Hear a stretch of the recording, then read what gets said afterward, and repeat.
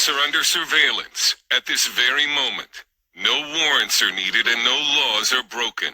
The most obvious culprit is all the cameras, and America has as many surveillance cameras per person as communist China.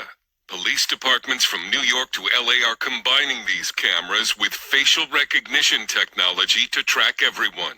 You're also giving away your personal information about where you are, what you like, even about your mental health, without even realizing it. Every click, purchase, and like is harvested and sold for profit by data brokers, feeding a growing digital advertising market that is close to $1 trillion in value.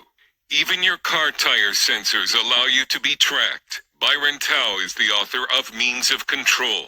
A lot of that data ends up in the hands of data brokers, and those data brokers make that data available for sale to researchers, to marketers, to companies, and even to governments. So it's very, very difficult to escape the kind of logging and surveillance that modern technology brings along with it. It's being called surveillance capitalism. The internet is now a prison.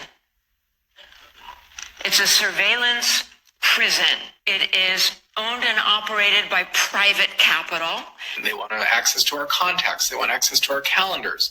Well, lots of app developers take that information and they suck it up. They vacuum it up. They know who your friends are. They know where you go. So that kind of information is available for sale.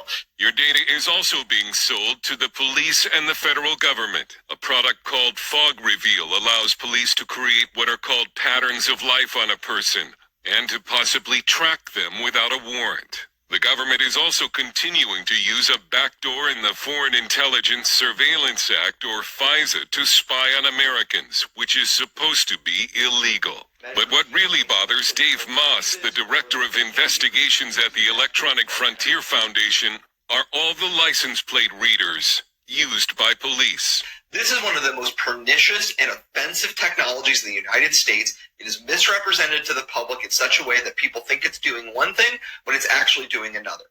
So for your audience, license plate readers are cameras that take a picture of your car and digitize the license plate as well as other elements to it, your bumper sticker, the color, make, model, year, whether you have damage to your vehicle, and uploads that to a central database along with where your car was seen and when.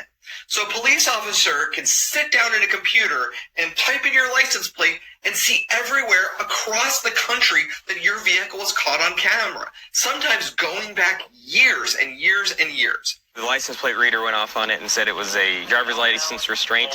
So it looks like on here, so she has a suspended driver's license. That can be on any screen on the computer, and if it hits on a license plate, it'll pop up. It doesn't matter whether you are tied to a crime or not, they're capturing it on everyone. And that allows them to track you in real time. They can add you to a watch list and just watch you and get alerts every time you pass a camera. The Fourth Amendment's dead because on their phones and their laptops, they have all this information on you. It's called predictive policing. And they're watching everything people are doing.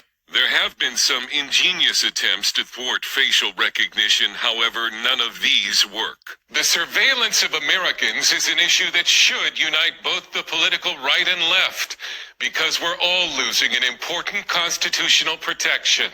If you care about something, then you should be worried about surveillance. I don't care what the issue is that you care about. It could be gun rights. It could be the rights of Palestinians. If you care about something, surveillance is going to harm your rights. We asked the FBI if it's still buying the data of Americans. It did not respond. The question is, can Americans roll back the surveillance state when data harvesting is now such a large part of the economy and so little is being done to stop it?